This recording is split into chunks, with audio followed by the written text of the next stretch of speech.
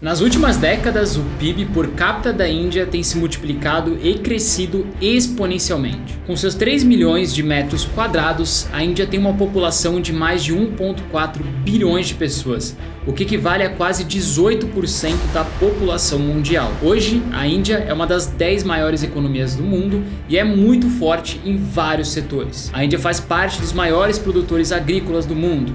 É um dos países que mais consomem energia também no mundo, sendo muito forte na importação e exportação de petróleo e gás natural. Vem crescendo muito na indústria química e farmacêutica, e mesmo que não se ouça falar sobre isso, a Índia também é uma das maiores exportadoras de tecnologia da informação do mundo, principalmente software. O Morgan Stanley recentemente publicou um relatório apontando diversos gatilhos que irão contribuir para o crescimento econômico da Índia. As projeções são de que a Índia está no caminho para se tornar a terceira maior economia do mundo até 2027 e ter o terceiro maior mercado de ações até 2030. O PIB seria cerca de 2 vezes maior e o mercado de ações poderia crescer em média 11% ao ano, atingindo um valor aí de 10 trilhões de dólares na próxima década.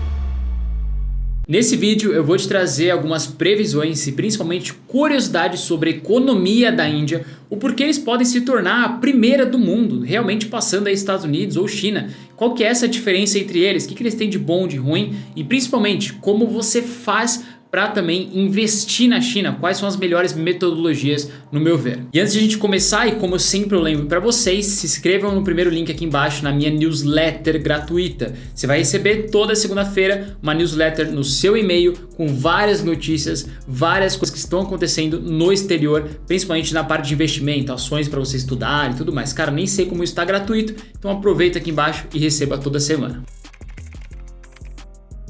Um dos principais motivos que tem ajudado a Índia em si a ganhar mais relevância na economia é o nome dado de offshoring. Uma offshore na Índia é basicamente você pegar uma parte da operação de uma empresa e levar isso lá para a Índia, muitas vezes terceirizando alguma operação. Geralmente isso é feito para você ter menos custos, principalmente de mão de obra, pagar menos impostos ou quem sabe até se beneficiar com algumas políticas governamentais. A Apple, por exemplo, passou a fabricar os novos modelos de iPhone na Índia durante o ano de 2022. Tanto o iPhone 12 tanto quanto o iPhone 13 já foram fabricados na Índia em si, não todo, mas parcialmente. Essa relação da Apple com a Índia, ela já vem há um tempo. Se a gente olhar, desde 2016, a Apple ela estava abrindo o primeiro centro de desenvolvimento de tecnologia offshore na Índia. Basicamente, a Apple ela fechou um acordo com a Índia para levar parte das suas operações para lá, diminuir seus custos e ter alguns benefícios ali. Outras grandes empresas, principalmente dos Estados Unidos, já levaram esse offshore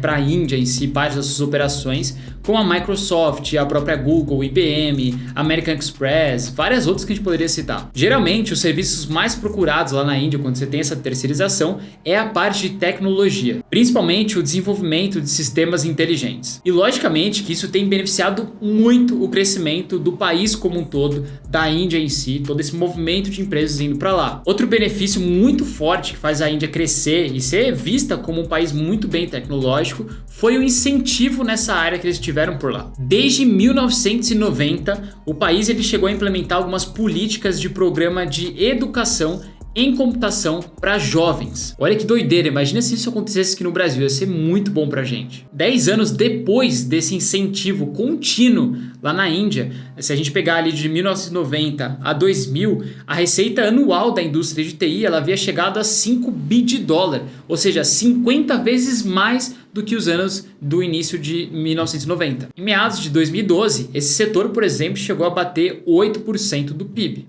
Muitas pessoas na Índia começaram a virar profissionais na parte de TI e tecnologia. E como lá eles não conseguiam pegar todas essas pessoas para trabalharem, eles acabaram migrando muito para outros países. Principalmente o Vale do Silício, onde você tem grande parte das empresas de tecnologia nos Estados Unidos. E nessa imagem você pode observar que grande parte dos CEOs das Big Techs foram ou são da Índia, e principalmente os fundadores, alguns dos Estados Unidos. E claro, não é só a tecnologia que ajuda nesse impulsionamento da economia como um todo por lá. A gente tem a parte da indústria também que é muito forte. Nessa imagem, por exemplo, você consegue ver um pouco dos depósitos de carvão e ferro situados na Índia. Por conta do alto crescimento industrial e principalmente populacional, a Índia ela teve uma representatividade muito grande nesse crescimento energético, que é um dos que mais utilizam no mundo, principalmente a energia vinda do carvão. Essa aqui é para você ver um pouquinho do crescimento da produção de carvão na Índia, se a gente pegar aqui desde 1900, né? Então vem crescendo absurdos ao longo dos anos. Hoje, um pouco mais de 50% vem só dessa energia de carvão. Além do carvão, a gente tem também a produção de aço, que é muito forte para a economia do país e que vem crescendo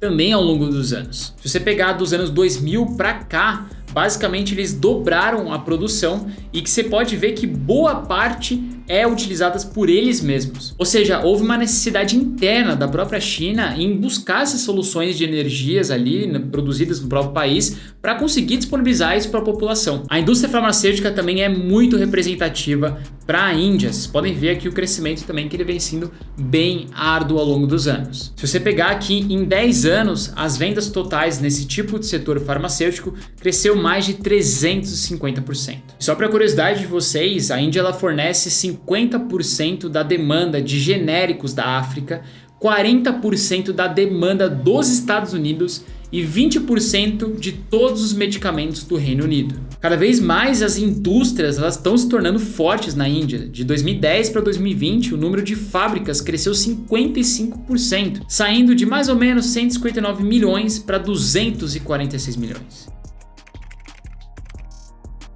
Todo esse crescimento reflete no mercado de ações, a bolsa de valores que a gente conhece, sendo que o índice BCE, né, o índice que mede a bolsa de valores da Índia, subiu mais de 10.500% desde 1986. A Índia ela tem cerca de 539 empresas listadas ali dentro e um market cap próximo de 2,9 trilhões de dólares. E a maior empresa não chega nem a 200 bi de market cap, né, ou seja, tamanho de mercado. Então, por esses motivos de você ter até que boas empresas ali, mas não em grande quantidade, e muitas delas não serem muito grandes, consolidadas no mercado, é interessante você buscar investir na Índia por meio de ETFs. Aqui, para exemplo de vocês, tem uma lista de todos os ETFs que a gente tem negociados na Bolsa Americana, né? Então você precisa ter conta numa corretora do exterior, seja Avenue, Banco Inter, Spotify, Nomad, você vai conseguir acessar esses ETFs aqui.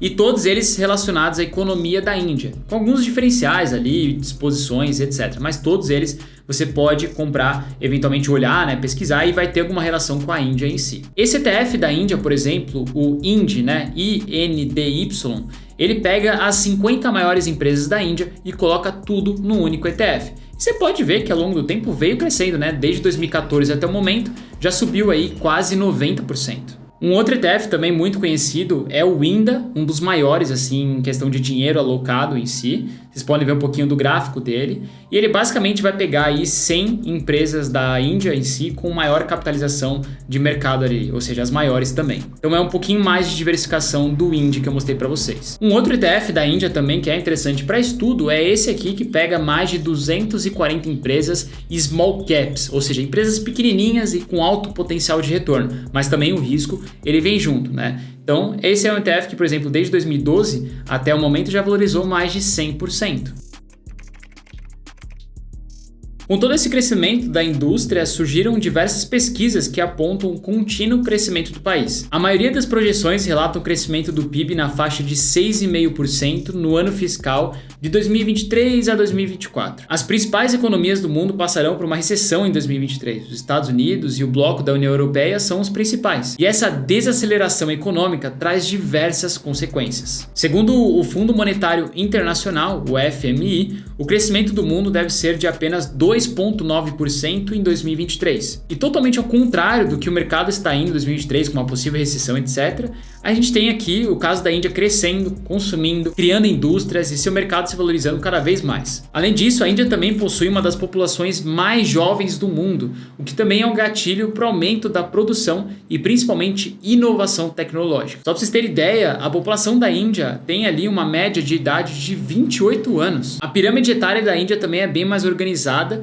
e é esperada que a população ultrapasse a China em 2023. Além da expectativa da vida das pessoas que moram por lá, que vem aumentando ao longo dos anos, isso no mundo como um todo. Pelo que a gente olhou aqui, cara, a Índia tem tudo para crescer nos próximos anos, uma população com uma faixa etária bem jovem, um desenvolvimento muito forte na parte da tecnologia e muitas empresas já levando uma parte da produção em si para eles lá, o que ajuda muito a economia.